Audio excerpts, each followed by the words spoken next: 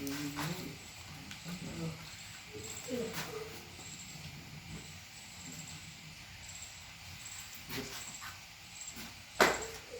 today's class is quantum numbers. మనం ఈరోజు చెప్పబోయేటువంటిది ఏంటంటే క్వాంటమ్ నెంబర్స్. మనం నిన్న బోర్ అటామిక్ మోడల్ అనేటువంటి దాని గురించి నేర్చుకున్నాం.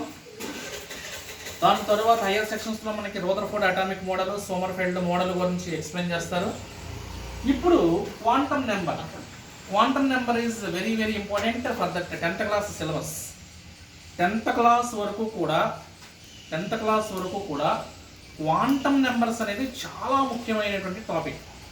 అది మీకు 2 మార్కుల క్వశ్చన్స్లో అడుగుతారు, 1 మార్క్ క్వశ్చన్స్లో అడుగుతారు, హాఫ్ మార్క్ గివ్ రీజన్ అని, లేదా వాట్ అబౌట్ యువర్ ఒపీనియన్ అని ఇలాంటి అడుగుతారు. కాబట్టి మీకు ఉన్నటువంటి మార్క్స్ అవాయిడ్ చేసినటువంటి అన్ని సెక్షన్స్లో కూడా ఈ క్వాంటమ్ నెంబర్స్ అనేవి అడుగుతారు. పైగా చాలా జాగ్రత్తగా వినాల్సినటువంటి టాపిక్ ఇది. ఎందుకంటే ఆ యొక్క వాల్యూస్ అనేటువంటివి ఎస్పెషల్గా ఇక్కడి నుంచే స్టార్ట్ అవుతాయి. అంటే ఇప్పుడు చెప్తున్నటువంటి ఈ లెసన్ నుంచే స్టార్ట్ అవుతాయి. అంతేగాని ప్రీవియస్లో మనం 9th క్లాస్ నేర్చుకున్నామని లేదా ఇంతకుముందు నేర్చుకున్నామని చెప్పడానికి ఛాన్సెస్ లేదు. ఇక్కడి నుంచే స్టార్ట్ అవుతాం మనం. కాబట్టి ఒళ్ళు దగ్గర పెట్టుకుని జాగ్రత్తగా వినండి. Actually what is the meaning of quantum number? అసలు క్వాంటమ్ నెంబర్ అంటే ఏంటి? Quantum numbers are defined as those are the numbers which is to know the address of the electrons in an atom.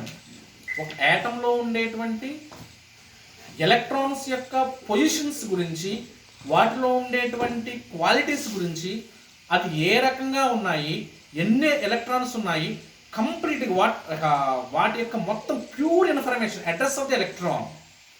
It is called as a quantum number. Just like మన యొక్క address. మన address చూసుకోండి.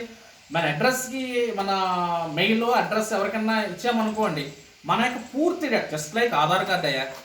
Aadhaar card ఉంటే Aadhaar card తీసుకుంటే మన యొక్క information అంతా తెలిసిపోతుంది. మన యొక్క పేరు, మన పేరెంట్, మన యొక్క పిల్లలు, మన యొక్క ఏరియా, మన క్యాస్ట్, మొత్తం ఇన్ఫర్మేషన్, మనకు ఉండేటువంటి ఆస్తిపాస్తులు, చెత్త చెదారం, మొత్తం ఇన్ఫర్మేషన్ అంతా వచ్చేస్తుంది. అంటే నీ గురించి తెలుసుకోవాలంటే ఆధార్ కార్డు ఎంత ఎసెన్షియల్లో, ఒక యాటంలో ఉండేటువంటి ఎలక్ట్రాన్ గురించి, వాటి యొక్క నేచర్స్ గురించి, వాటి యొక్క పొజిషన్స్ గురించి, వాటి యొక్క ఆర్బిటాల్స్ యొక్క స్ట్రక్చర్ గురించి, ఆర్బిట్స్ యొక్క నేచర్ గురించి, ఆర్బిటాల్స్ యొక్క స్ట్రక్చర్స్ గురించి మొత్తం అన్నిటినీ కూడా కూలంకుషంగా నేర్చుకునేటువంటి దాన్ని క్వాంటమ్ నెంబర్స్ అని పిలుస్తారు. టు నో కాదు,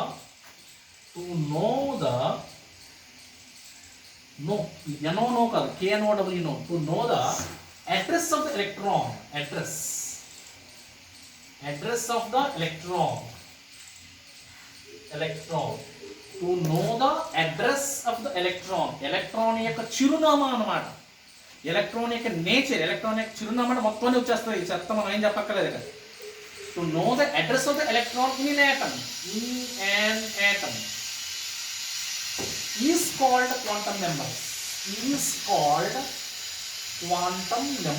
దాన్ని క్వాంటమ్ నెంబర్ అని పిలుస్తారు. దాన్ని యాక్చువల్లీ క్వాంటమ్ నెంబర్స్ అనేటువంటివి these are classified as a 4 types. Quantum numbers are mainly classified into 4 types.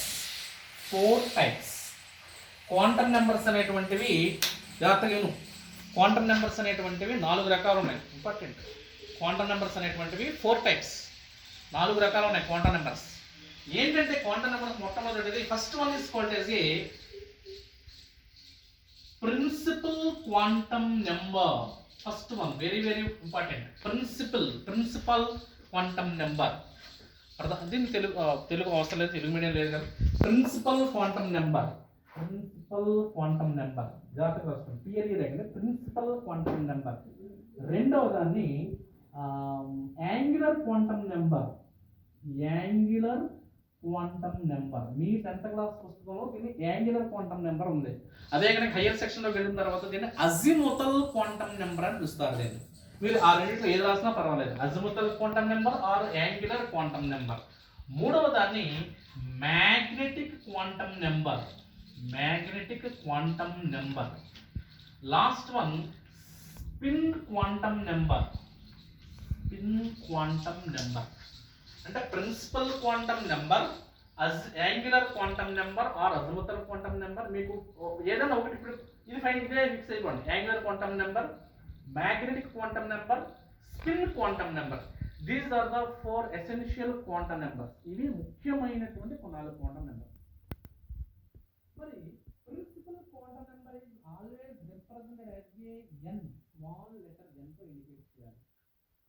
Then azimuthal quantum number is represented as a l, represented as అంటే ఏ రకంగా దాన్ని వ్యక్తపరుస్తాం, that is representation. Next magnetic quantum number is represented as a m, represent letter is small m. Spin quantum number is represented as a s. s తో indicate చేయాలి. పుస్తకాల్లో s అంటే ఇలా కట్ చేస్తాం రాయొచ్చు, లేదంటే చిన్నగా దాన్ని s ఇలా కూడా రాస్తారు. స్మాల్ ఇంగ్లీష్ ఆల్ఫాబెట్స్ లో s స్మాల్ s అనేది రాస్తారు, అట్లా రాస్తారు. మళ్ళీ s అనేది ఎలా రాస్తే కట్ చేస్తుంది, ఆ s రాయకండి. సో అది కొంచెం క్లారిఫికేషన్, అది తీసుకుని జాగ్రత్తగా. జనరల్గా స్పిన్ క్వాంటమ్ నెంబర్ ఈ రకంగా మనకి మళ్ళీ చెప్తాను చూసుకోండి. Quantum number for to know the address of the electron in an atom. Atom లో ఉండేటువంటి ఎలక్ట్రాన్స్ యొక్క పొజిషన్, ఎలక్ట్రాన్స్ యొక్క నేచర్ గురించి, వాటి యొక్క ఆర్బిటాల్స్, ఆర్బిట్స్ యొక్క బిహేవియర్ గురించి, వాటి యొక్క ప్రాపర్టీ గురించి ఇండికేట్ చేసేటువంటి దాన్ని అడ్రస్ ఆఫ్ ద ఎలక్ట్రాన్ ని క్వాంటమ్ నెంబర్స్ అని పిలుస్తారు.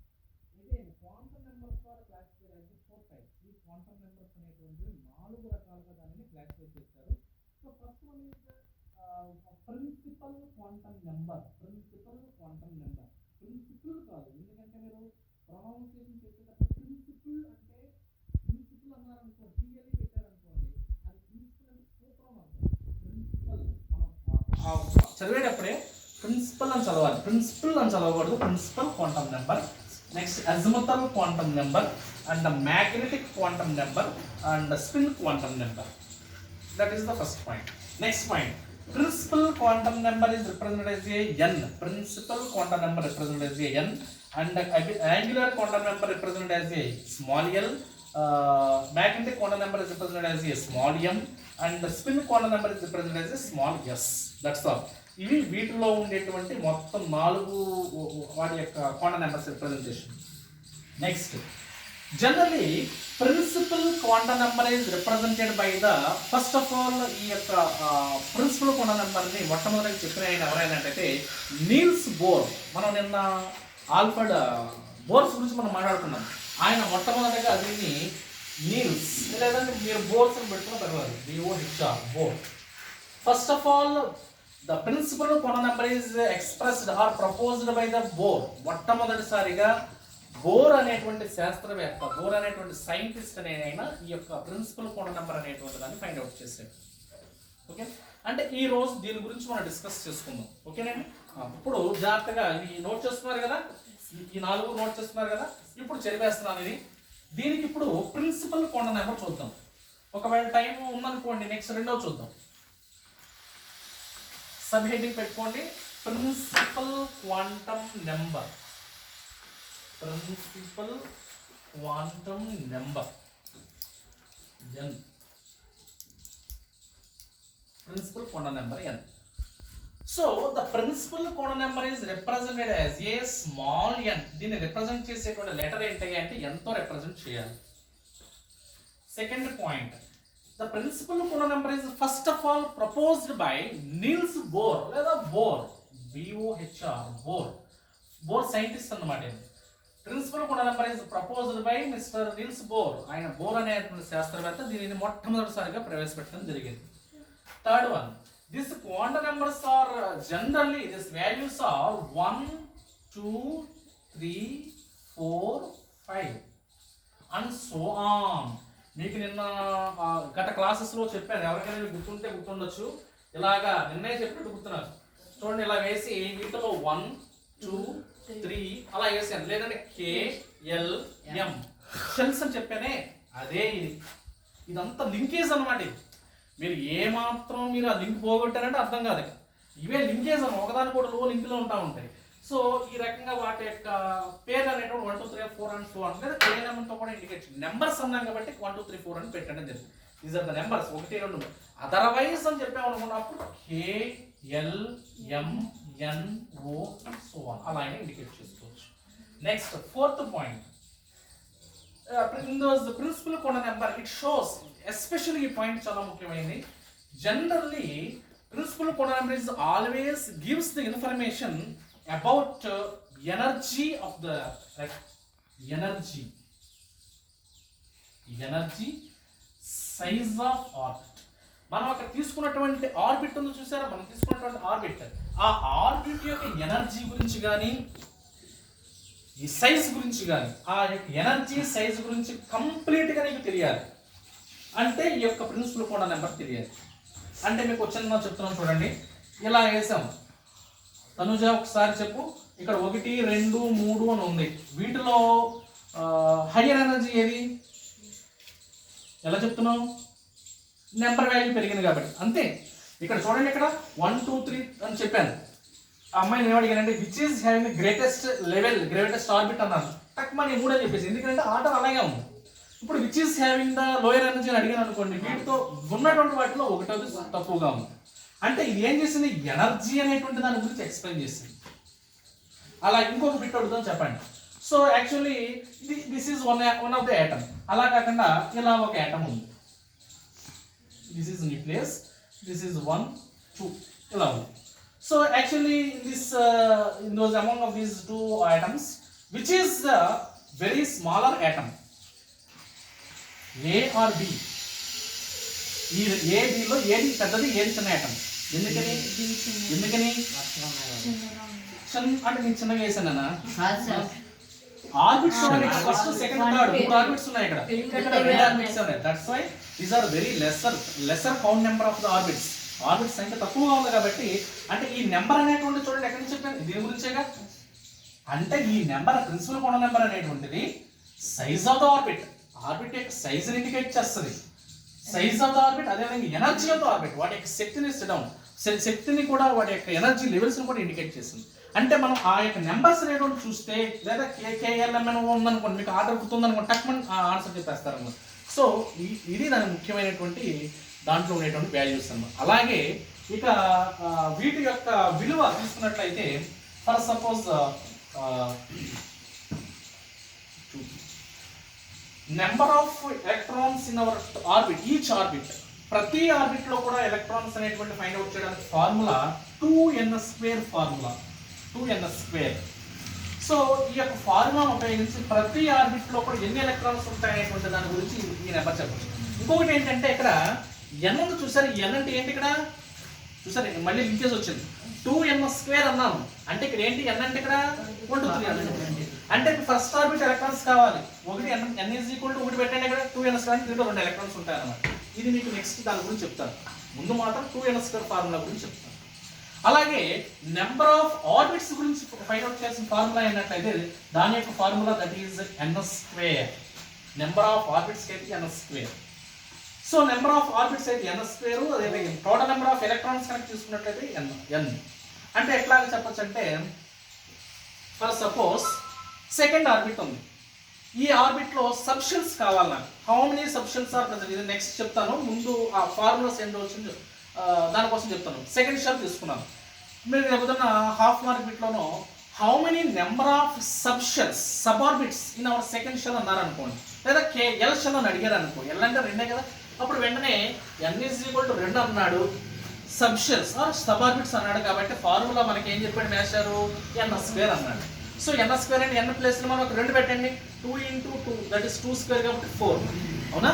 ఇప్పుడు 4 అనేటువంటి ఇక్కడ ఉంటుంది మనకి, రేపు నేను నెక్స్ట్ క్లాస్లో చెప్తాను. అంటే ఎట్లా ఉంటుందంటే, ఎస్ ఆర్బిట్ చూడండి, పి ఆర్బిట్లు 3 ఉంటాయి, 1 2 3 4 సరిపోయినాయి. అంటే మీకు బహుశా ఈ రకంగా చెప్పేసి ఏంటి అని తెలియదు, దాని గురించి నెక్స్ట్ చెప్తాను, రేపటి క్లాస్లో వస్తుంది. ఇవి యాక్చువల్గా ఈ ఫార్ములాస్. కాబట్టి principal quantum number is represented as n. It is proposed by Bohr and values are vary from 1 2 3 4 and so on. Otherwise KLMN, very most important, it gives the relation or it gives the specified of the atom having the energy, orbits of the energy, size of the orbit, and it gives the relation between the energy of the different types of orbits having the total number of electrons, total number of orbits, sub orbits are presented. Okay, atom లో ఉండేటువంటి మొత్తం electrons సంఖ్యని, ఆర్బిట్లో ఉన్నటువంటి మొత్తం orbits యొక్క నెంబర్ని find out చేయడానికి ఈ formula ఉపయోగిస్తారు. సో దీంతో మనకి ఈ యొక్క పాయింట్ పూర్తయింది. నెక్స్ట్ రేపు వద్ద వేరే దానికి వెళదాం. దాని గురించి సుమారు ఇది చెప్పాలంటే సుమారు ఒక క్లాస్ పడుతుంది. నెక్స్ట్ క్లాస్ చూద్దాం. Thank you class.